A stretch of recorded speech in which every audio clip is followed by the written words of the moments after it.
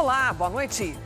Tribunal de Contas da União recomenda que a Câmara investigue se existem irregularidades nos gastos de Eduardo Bolsonaro nos Estados Unidos. Presidente americano Donald Trump confirma encontro com o russo Vladimir Putin na próxima semana. Morre aos 66 anos o cantor e compositor Arlindo Cruz, um dos maiores nomes do samba. O Jornal da Record está no ar.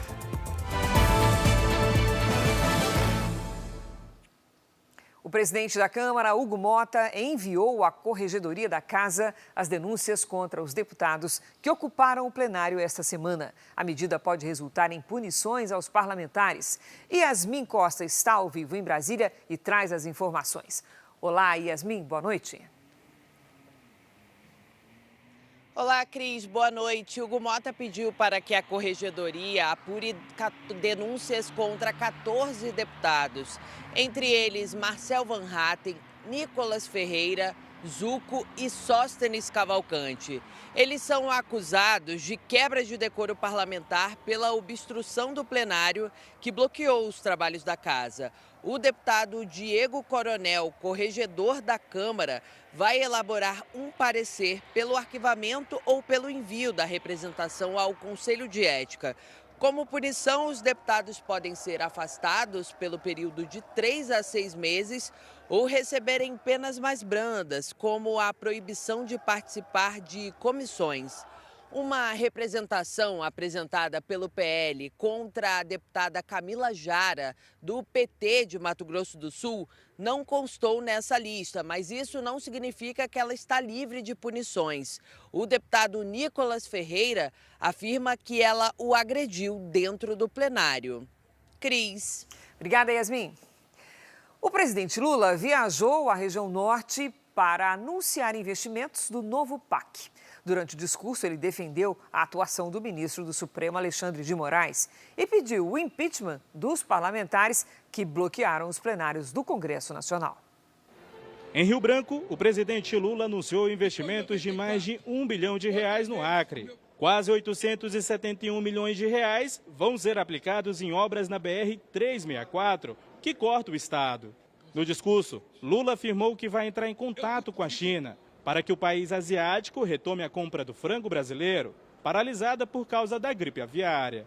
E defendeu o ministro Alexandre de Moraes, do Supremo Tribunal Federal. Não assine pedido de impeachment do Alexandre de Moraes, porque ele está garantindo a democracia. Quem deveria ter o impeachment são esses deputados e senadores que ficam tentando fazer greve para não permitir que funcione a Câmara e o Senado. Verdadeiros traidores da pátria. O presidente também declarou que as empresas afetadas pelo tarifaço não terão prejuízo. O governo deve anunciar um pacote de medidas de auxílio no início da semana que vem. Em Porto Velho, Lula anunciou a criação do primeiro hospital universitário de Rondônia e assinou a ordem de serviço para a construção de uma ponte binacional entre Brasil e Bolívia. Serão investidos 421 milhões de reais em recursos do novo PAC. E o presidente Lula sancionou a lei que regula o licenciamento ambiental. Ele vetou mais de 60 trechos do projeto e assinou uma medida provisória para que o licenciamento passe a valer de imediato. A licença especial foi proposta pelo presidente do Senado, Davi Alcolumbre, e passaria a valer depois de 180 dias da sanção. Agora, a regra com validade imediata prevê que o governo simplifique e acelere o licenciamento de projetos considerados estratégicos. A licença especial já vai poder ser aplicada para destravar a exploração de petróleo na Foz do Amazonas. Com isso, o governo vai enviar um projeto de lei alternativo aos dispositivos rejeitados pelo Executivo para o Congresso analisar. Dos quase 400 itens da lei aprovada no parlamento, o presidente Lula vetou 63.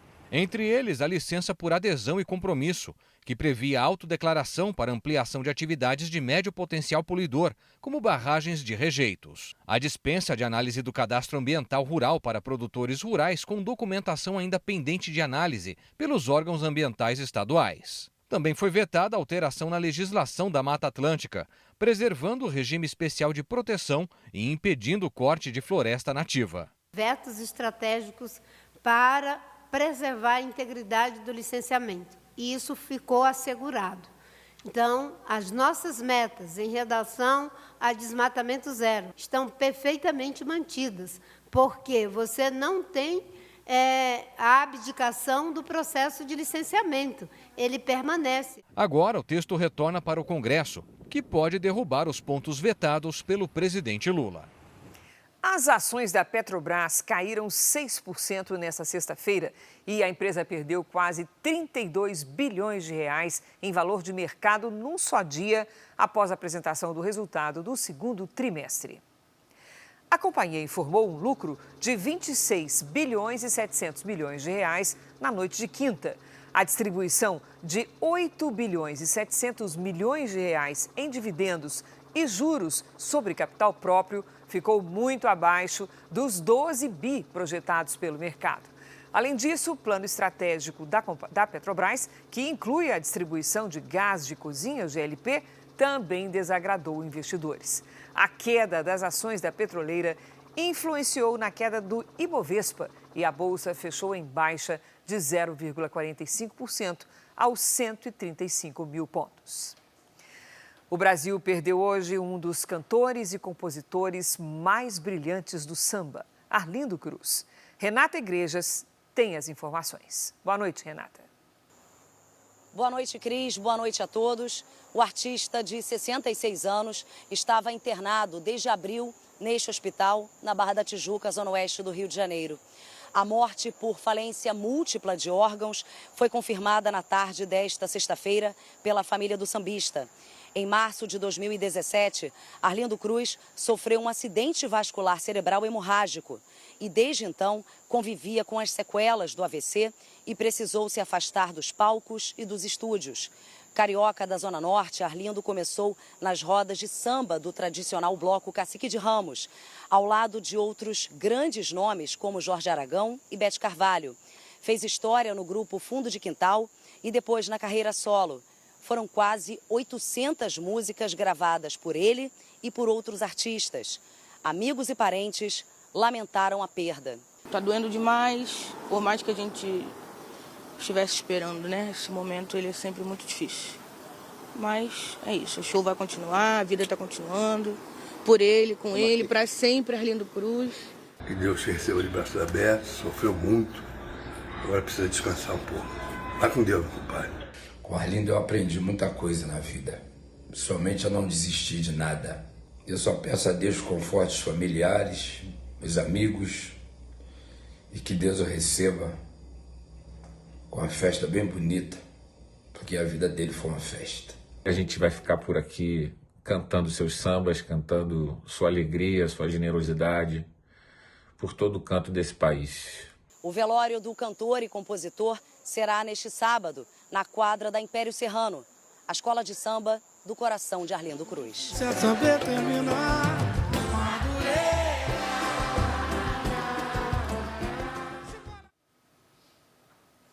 Nos Estados Unidos, um ataque a tiros a uma universidade causou a morte de um policial. Moradores vizinhos ao campus da Universidade de Atlanta, na Geórgia, afirmam que escutaram cerca de 30 disparos depois que um homem armado foi visto na região. Segundo autoridades, o atirador foi morto. 2 policiais acabaram feridos. Um deles não resistiu e morreu no hospital. A motivação do ataque ainda está sendo investigada. Ainda nos Estados Unidos, milhares de pessoas terão de deixar a região norte de Los Angeles por causa de um incêndio florestal. Aviões foram usados no combate às chamas. Os primeiros focos de incêndio foram registrados na tarde de quinta-feira e o fogo se espalhou rapidamente. 50 mil pessoas estão em alerta para deixar a região. Autoridades americanas afirmam que o incêndio foi causado pelo clima quente e seco. 16 milhões de celulares furtados ou roubados já foram incluídos no Cadastro Nacional de Aparelhos com Restrição. O aplicativo Celular Seguro do governo federal é outra ferramenta importante no combate a este tipo de crime. A Elaine queria trocar o celular e viu numa rede social o anúncio de um aparelho usado. Estava um preço bom e ele aceitava um outro celular como parte do pagamento. Depois de fechar o negócio e pegar o aparelho, ela descobriu o problema. Quando eu entrei no trem, que eu tinha tirado o chip do meu celular, que eu pus o chip no meu celular, eu já não consegui. Eu vi que não tinha feito uma boa coisa. Isso foi 3 anos atrás, antes do governo federal lançar o aplicativo Celular Seguro. Além de permitir o bloqueio imediato de aparelhos por quem foi roubado ou furtado, o serviço também é usado para consulta sobre celulares com restrição. Esse cadastro reúne informações de bloqueios feitos pelo aplicativo ou por solicitações às operadoras e também registros em boletins de ocorrência. É um banco de dados sobre celulares que podem ter sido perdidos ou que acabaram nas mãos de criminosos. A lista já tem mais de 16 milhões de aparelhos. Para descobrir se um telefone foi bloqueado, é preciso saber o número do e-mail, código que identifica o celular. Basta digitar asterisco, jogo da velha, 06, jogo da velha, e o número aparece.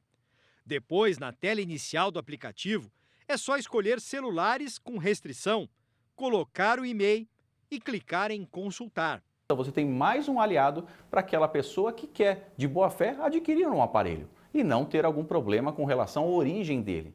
Celulares com restrição recebem uma mensagem de alerta quando é instalado um novo chip. Pessoas que estejam na posse de aparelhos que são oriundos de prática ilícita, elas podem responder pelo crime de estelionato, seja na figura culposa ou dolosa.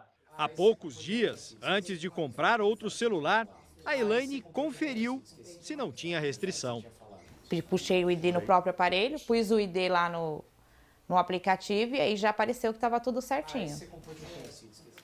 O ministro Alexandre de Moraes autorizou a visita de 8 parentes do ex-presidente Jair Bolsonaro à casa dele no domingo, em um almoço em comemoração pelo Dia dos Pais.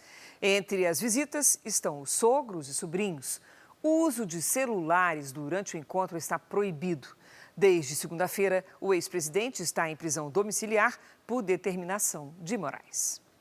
Setores do agronegócio e da indústria no Brasil acompanham com preocupação uma possível nova reunião entre o deputado federal Eduardo Bolsonaro e altas autoridades do governo Trump, prevista para a próxima quarta-feira. O filho do ex-presidente Bolsonaro teria sido chamado para analisar os desdobramentos do cenário político no Brasil após a decretação da prisão domiciliar do pai. Exportadores brasileiros esperam que o deputado atue para evitar a escalada de tarifas contra os produtos do Brasil em função de divergências políticas entre os governos dos dois países. O Tribunal de Contas da União recomendou que a Câmara dos Deputados investigue se existem irregularidades nos gastos do deputado Eduardo Bolsonaro para se manter nos Estados Unidos. Então vamos a Brasília, ao vivo, com Jaqueline Frison. Olá, Jaqueline, boa noite. Oi, Cris, muito boa noite para você e para todos que nos acompanham. Olha só, esse pedido ocorre após a área técnica do TCU apontar o seguinte, abre aspas, indícios suficientes de irregularidade, fecha aspas. Depois dessa investigação, a Câmara deve enviar as conclusões ao Tribunal de Contas. Os técnicos do TCU analisaram as ausências de Eduardo Bolsonaro no plenário sem descontos no salário. Só uma das 5 faltas registradas no sistema teria sido justificada. O processo contra o filho do ex-presidente foi apresentado pelo deputado federal Guilherme Boulos, do PSOL de São Paulo. Ele argumenta o seguinte, que Eduardo promove articulações políticas nos Estados Unidos contra a soberania nacional brasileira. Eduardo Bolsonaro, a gente lembra, saiu do Brasil no final de fevereiro e a licença dele do mandato parlamentar terminou em 20 de julho. Ele ainda não se manifestou. E esta semana, Cris, o presidente da Câmara, Hugo Mota, disse o seguinte, que não existe previsão regimental para o exercício do mandato à distância, como vinha alegando e na esperança, na expectativa que alguns aliados de Eduardo Bolsonaro tinham. Eduardo Bolsonaro, a gente lembra, corre o risco de perder o mandato por faltas injustificadas. Cris. Obrigada, Jaqueline. O Ministério das Relações Exteriores convocou o encarregado de negócios da Embaixada dos Estados Unidos no Brasil, Gabriel Escobar, para dar explicações sobre postagens nas redes sociais do Departamento de Estado e da Embaixada Americana no Brasil. Os textos apresentavam novas críticas a ministros do Supremo Tribunal Federal. No encontro, o embaixador brasileiro Flávio Goldman afirmou que as manifestações do governo americano representam clara ingerência em assuntos internos e são ameaças inaceitáveis às autoridades do país. O presidente Donald Trump confirmou por meio da sua rede social que vai se encontrar com Vladimir Putin da Rússia na próxima sexta-feira. O anúncio acontece no mesmo dia em que Trump prometeu retalhar a Rússia por não promover um cessar-fogo com a Ucrânia. Trump anunciou que o encontro será no Alasca. A conversa será sobre as condições impostas por Putin para pôr fim à guerra contra a Ucrânia, que já passa de 3 anos. O líder russo quer se apropriar de áreas do leste ucraniano, região que suas tropas já ocupam parcialmente, e anexar Donetsk, Lugansk, Zaporídia e Kherson, além da Crimeia, já dominada pelos russos desde 2014. Volodymyr Zelensky considera as condições inaceitáveis. Aliados da Ucrânia na OTAN e na União Europeia acompanham com apreensão o desenrolar das conversas entre Estados Unidos e Rússia. A imprensa americana afirma que o governo dos Estados Unidos planeja uma operação militar contra os cartéis de drogas. O número de soldados ao longo da fronteira com o México vem sendo ampliado desde que Donald Trump reassumiu a presidência. A presença militar na região triplicou desde janeiro para combater a imigração ilegal. Ao menos 7.600 soldados estão distribuídos em 4 bases. Eles se revezam no patrulhamento de mais de 800 quilômetros. Hoje, o jornal The New York Times publicou uma reportagem dizendo que o presidente Donald Trump teria dado uma ordem secreta ao Pentágono para executar ações de combate aos cartéis de drogas. Os alvos principais seriam os cartéis do México, Haiti e Venezuela. Os Estados Unidos acusam o presidente da Venezuela de chefiar um dos cartéis e oferecem recompensa de $50 milhões, cerca de 280 milhões de reais, pela prisão de Nicolás Maduro. O governo venezuelano declarou que a recompensa é ilegal e desesperada. Ilegales e desesperadas. E a presidente do México, Claudia Sheinbaum, disse que não vai haver intervenção militar americana em solo mexicano. Os Estados Unidos já envolveram tropas em ações de apoio a países como Colômbia e Peru, mas essa nova diretriz pode enfrentar barreiras constitucionais no Congresso americano e gerar conflitos diplomáticos. A Casa Branca e o Departamento de Defesa não confirmaram os planos de ação militar contra cartéis. E a Justiça de Portugal decidiu que a nova lei contra imigrantes, aprovada há cerca de 2 semanas no parlamento e que afetava diretamente brasileiros que moram no país, é inconstitucional. A decisão cita as mudanças nas regras do chamado reagrupamento familiar, que permite ao imigrante trazer a família para viver no país. O texto deixou de incluir o cônjuge entre os parentes que poderiam ser reunidos, o que foi interpretado como uma violação de direitos fundamentais. Agora, o projeto deve ser alterado. Uma feira de tecnologia em Pequim apresentou, veja só, robôs que muito em breve podem estar presentes dentro da nossa casa. Uma multidão esteve no evento para assistir a uma luta de boxe entre os robôs. O programador explica que essa é a melhor forma de mostrar os movimentos das máquinas.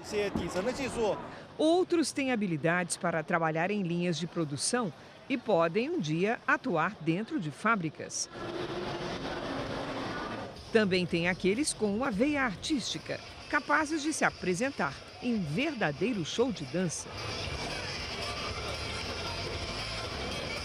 Além de entretenimento, a Conferência Mundial de Robôs apresentou modelos que podem facilitar o dia a dia, como este, que com muita elegância serve bebidas. Para um momento de relaxamento, foram desenvolvidos também robôs habilidosos, programados para fazer massagens. Este executivo afirma que falta pouco para este tipo de tecnologia ser produzida em larga escala e fazer parte da rotina da população. Essa dancinha aí não convenceu, não. Este foi o Jornal da Record. Ouça essa e as outras edições dos boletins JR 24 horas, também nas plataformas de áudio. Outras informações no Fala Brasil, edição de sábado, às 7h30 da manhã. Você fica agora com Fala que eu te escuto. Boa noite, ótimo final de semana para você.